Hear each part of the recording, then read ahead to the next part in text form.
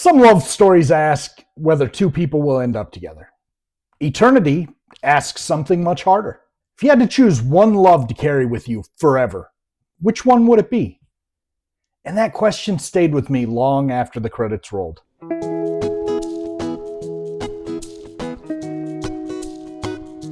Hi, I'm Jeremy, your resident single dad with a soft spot for love stories. Welcome to The Real Romantic, where we review movies from the heart, not the critics. I need to remind you of something before we start. This isn't a Hallmark channel. Never has been. And that's a little sad considering my Hallmark movie recommendations always get the most views, even though they're not always the best love stories. For example, my video on What If barely has any views. But I'd pick that one over most Hallmark movies if I had to recommend a new movie to a friend just because it's a phenomenal rom-com and love story. And yes, I do watch a lot of Hallmark. And I review a lot of Hallmark and recommend a lot of Hallmark. But The Real Romantic has always been about one thing: love stories. Any kind. Big, small, messy, complicated. If it's about love, I'm in. I love love. And I want to recommend the best love stories, regardless of who made them. And Eternity? This is one of the most thought-provoking love stories I've seen in a very long time. Eternity is a long time to have regrets.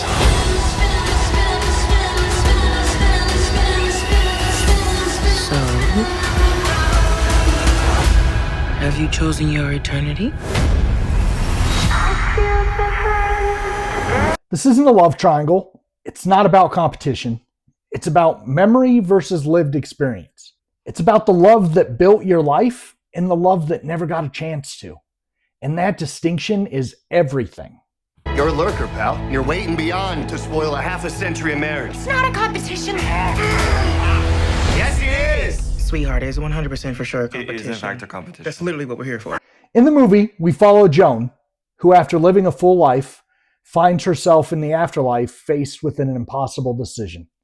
She can spend eternity with Larry, the man she was married to for 65 years, the man who raised children with her, shared routines with her, shared grief, shared ordinary Tuesdays.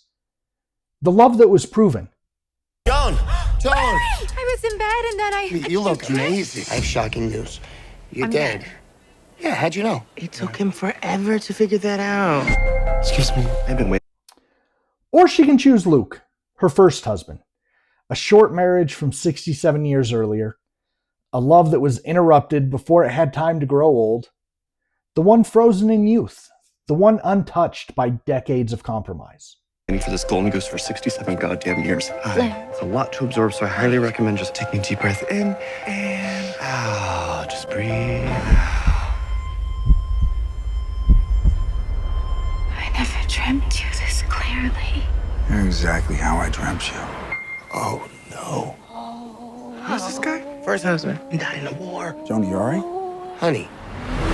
The film doesn't rush the choice. Instead, it lets Joan revisit moments, feel the weight of both loves, sit with the gravity of what each one meant and what each one represents.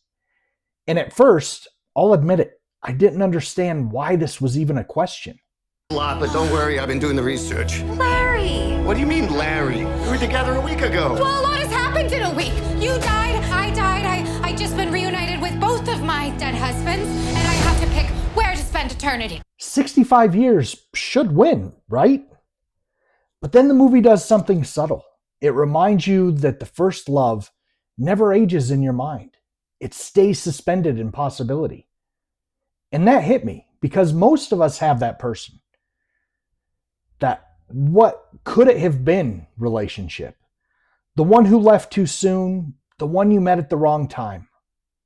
In memory, they're perfect. They never had the chance to become ordinary. Never had the chance to disappoint you. You waited 67 years. When eternity's on the line, seems like nothing. It's a good opener. And here's the part that made this personal for me. I actually got the rare chance years later to reconnect with my own one who got away. I got to see what that love might have become. And it wasn't the dream version I had preserved in my mind. It was human. It was flawed. It was real, which made me appreciate something this movie highlights beautifully. Ordinary love is earned. It survives the unglamorous parts, the long stretches, the hard seasons. Eternity made me think about that difference for days. It made me think about the loves that shaped me, the ones that lasted, the ones that linger, and the way memory edits people into perfection. That's not a light movie experience. That's a reflective one. I wanted you to have a life, but I wanted us to have a chance to have one too. That is so romantic. I can be romantic. I don't care where we end up, just as long as we're together. So, if you love romances that explore big questions, stories about long-term partnership, movies that make you think instead of just swoon, or love stories that linger after the credits, this one is worth your time. You're going to have to remind her of why she fell in love with you. Knowing you're happy makes me happy. On the real romantic scale, Eternity earns a standing ovation. Not because it made me sob uncontrollably, but because it made me examine my own life, my own loves, my own what ifs. And a movie that can do that deserves to be applauded on your feet. So, have you seen Eternity?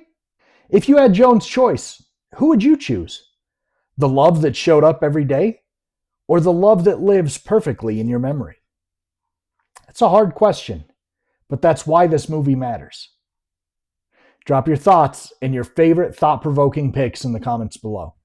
And until next time, here's to first loves, lasting loves, and the ordinary kind that turns out to be extraordinary after all.